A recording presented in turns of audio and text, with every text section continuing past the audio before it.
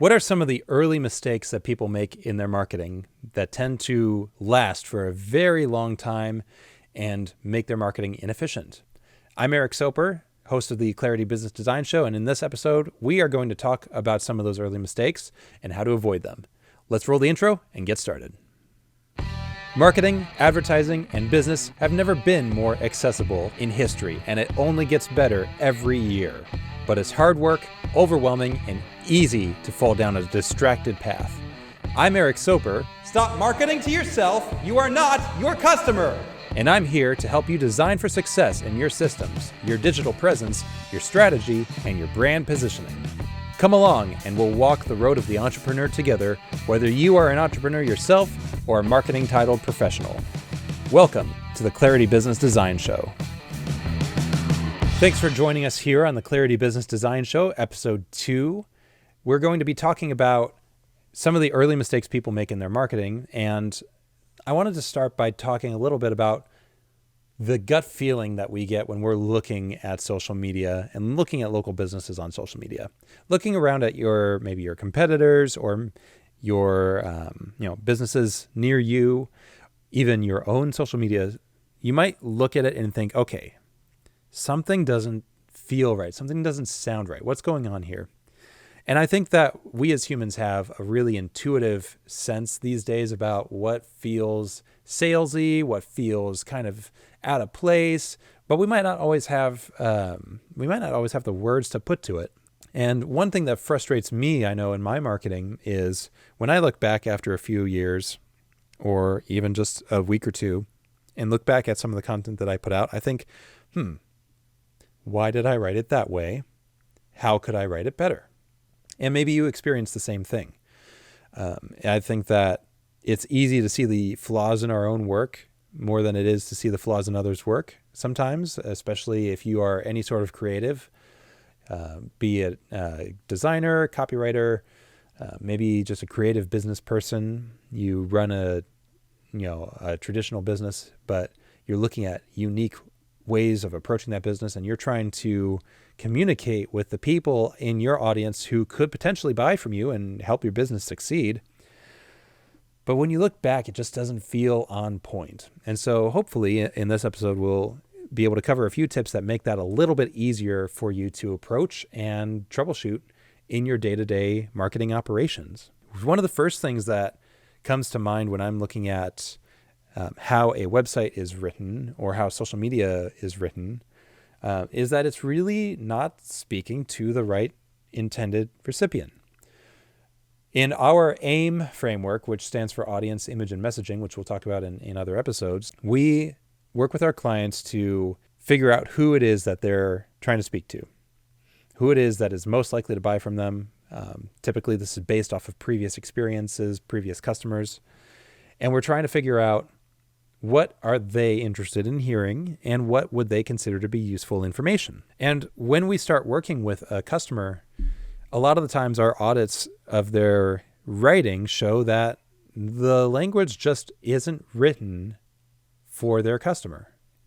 It's not written for their prospects. It's written to make them feel good about themselves. It's written about them, and it's not what you might call marketing. It's really more in the veins of advertising. And we'll talk about the distinction between advertising and marketing in another episode. But for the present conversation, if you're not writing to educate or entertain or encourage your audience, then you're probably writing about you, who you are, who your staff is. Is your business open or not? Is it closed or not? And particularly on social media, this becomes troublesome because on social media, it's easy to reach people who just don't care about what you're saying right then and there. What you're trying to do typically with social media, in my experience and opinion, is create a stream of consciousness for your business that reaches people periodically, multiple touch points, multiple opportunities and exposures of your business to your prospects that make it easier for them to subconsciously understand what it is that you're offering and why they might want to buy from you. What you want to avoid when you're in social media or really any sort of marketing effort is coming across in a way that repulses the people who actually would normally buy from you. And it's going to take some time to figure out what exactly that is, and possibly some investment into split testing, into running pay-per-click ads such as Google ads or Facebook ads. But you can gauge some of this by the level of engagement your content gets, or the types of comments you get from people about your content offline.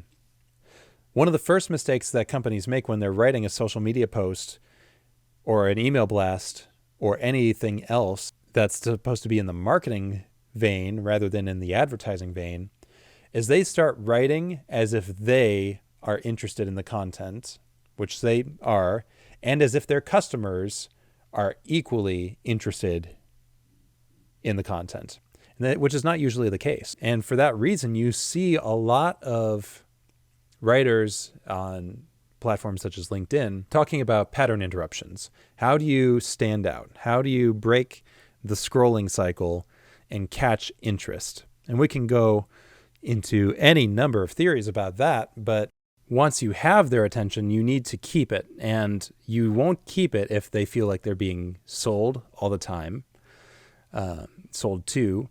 They won't stick around if they are bored by what you're trying to talk about, or if their eyes glaze over. And that's something that I've encountered several times in my networking events, is talking about technical issues that people just, they sit there, they politely listen, but their eyes glaze over and they're waiting for me to shut up and sit down. And on social media, you don't have that luxury. You don't get to finish what you're saying because they'll scroll right past. And so you want to keep things interesting. It can be hard to know exactly what your most impactful audience wants to see from your company without receiving direct feedback. So it's a good idea to start asking the people who regularly engage. If you get someone who's always liking your content, or someone who you can trust to keep an eye on your content regularly, put it at the top of their notifications, and give you feedback on it. If you are able to ask them what they think and what they want to know more about, then that can give you insight into what you should keep writing about. But you should absolutely not assume that what you know is what people want to hear. There are lots of ways that you can validate your information. You can look at what other people are writing about in the same subject. You can look at how other writers approach the topics and how they break the information down in a way that people seem to resonate with. Simply doing a Google search for the topic that you want to write about can yield the top results according to the algorithm. And with algorithms becoming more and more human as the years march on, the algorithms should give you a pretty accurate representation of, at the very least, what structure of information seems to be working for people's retention. Until your audience tells you directly what they want to hear from you, however, there are a few ways you can get started.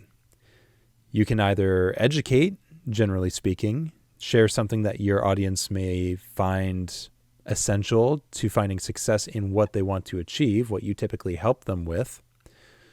And if you're able to educate them, at least in a fundamental way, they can start seeing you as the expert to go to in that field. You can encourage them.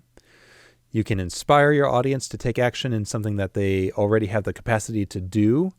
Maybe they don't think that they have the time for it, but if they are encouraged, they might make the time for it. And you can entertain. Your sense of humor, obscure facts, memes. There are many effective ways that can add entertainment value to the content. The key is to find an overlap between your personal authenticity and what your target audience enjoys. That can be a little bit challenging, but if you've spent enough time with your customers, maybe face-to-face or on the phone, think about the person who kind of embodies one of your best favorite customers and what makes them laugh, what makes them interested, what seems insightful to them, and write as if you're speaking to them, trying to attract more of them through your content. Another mistake that is commonly made is writing sales pitches or calls to action into literally everything. Unless you're in e-commerce, it's highly unlikely that a social media post, a single post, will prompt a purchase.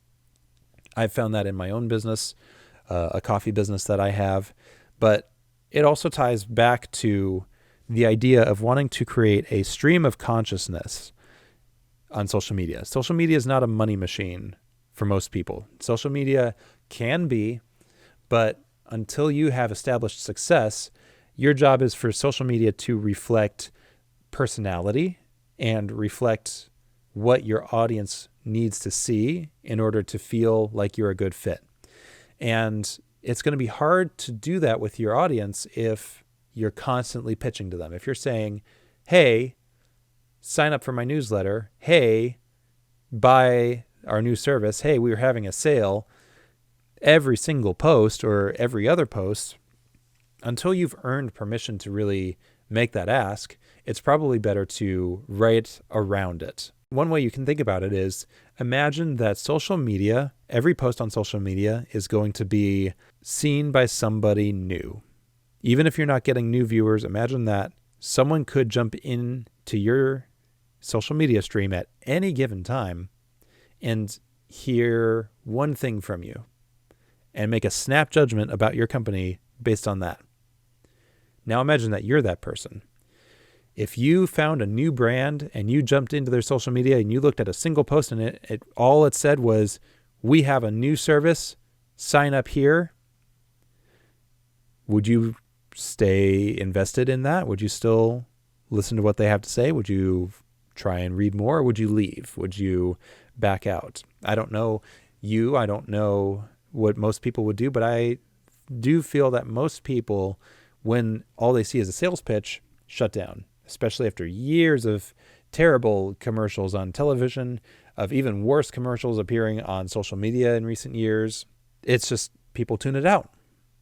And you don't want to be tuned out if you're a business trying to do marketing on a channel like social media or any other platform.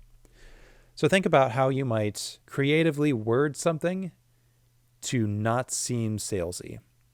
And if you're sending them to another destination outside of social media, asking them maybe to join your newsletter, give them something in exchange, give them a tool, give them a community, give them something that they can tangibly take and work with, take action on without having to make any single purchase.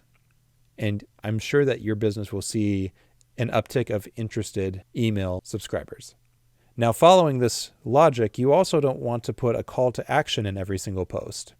You do want there to be something tied in to every single post, almost every single post that is interesting about your company, that reflects personality, or reflects values, reflects what it is that you actually do. Sometimes it needs to be more explicitly stated. But remember that high volume social media is, it's a fire hose of information. It's not the best place for direct pitches of any sort, whether it's a free pitch, hey, download my white paper, or it's a sales pitch, hey, buy our new service. That really should be reserved for more personal follow-up. Once they've given you an email address, once they've messaged you directly in the DMs, and if your high-value marketing channels can funnel people into those avenues, you can start working on a higher ratio of basically entertainment and education and pitches. In the meantime, on your high-volume social media channels and your high-volume email list, you might consider a 3-to-1 ratio of posts without CTAs, calls to action. Every fourth post in a 3-to-1 ratio would be a pitch of some sort. Ultimately, the key is earning permission to pitch. And so your content, as long as it's following those 3 E's, educate, encourage, or entertain, can be a great way to really refine your broad audience into the narrow audience of people who are likely to purchase from you. One thing that comes up in many content marketing discussions is, quote unquote, adding value. This is a term that's been a little bit overused in the recent years, the last 5 years or so. Right before COVID hit in 2018, 2019, it was the buzzword. You got to add value to your content. You got to add value to your interactions. What is value? Value is in the eye of the beholder. And so it's really hard to put a broad definition out there, which is why we might talk about, again, those 3 E's. We might look at those as the guidelines for how to interpret what your audience already knows, already has to work with, or already wants from you that you know of, and putting more of that into your content and fleshing out a way to really get into their mind space, really show them that you understand their approach and what they're trying to deal with. This is going to be something that you'll want to work with, maybe a sampling of your audience and possibly a marketing consultant or marketing coach to really identify what those things are. But you can, at the very least, start with taking a step back from what you're currently writing, asking yourself, am I pitching too much? Am I trying to sell? Am I trying to get people to take action rather than entertaining them? And moving from there and structuring your funnel to instead offer the pitches and the CTAs inside of the email marketing follow-up or inside of the direct messages. I am someone who also struggles with this. I don't do a ton of social media. I haven't up to this point. I'm trying to do more. And so this is something that we can all do better. I'm not trying to say like I've got this figured out. I'm not trying to say I'm the best at doing this, but I recognize that it's a problem that I want to address, and I'm hoping that you'll be interested in coming along for that journey. So in summary, there are a few major things that you can do to improve on what might be a fundamental mistake that a lot of new marketers or new entrepreneurs make, and then it becomes a habit that sticks with them for years. Start with writing for your customer rather than for yourself. Think about how you might entertain, encourage, or educate them. Write fewer pitches in your content on a regular basis. Do keep pitching. You do need to pitch in order to get some sort of sales momentum, but you don't have to do it in every single item that you put out there. Find a medium that is appropriate to your style, your voice, your tone, and communicate authentically as best you can to your most impactful audience that way without any expectation of action. Let people engage and have fun and have a good virtual relationship with your business before they start putting money on the table. And evaluate what is important to your audience and start writing about that in order to add real value to your content. Don't just write what you think is valuable because you have to, quote unquote, add value.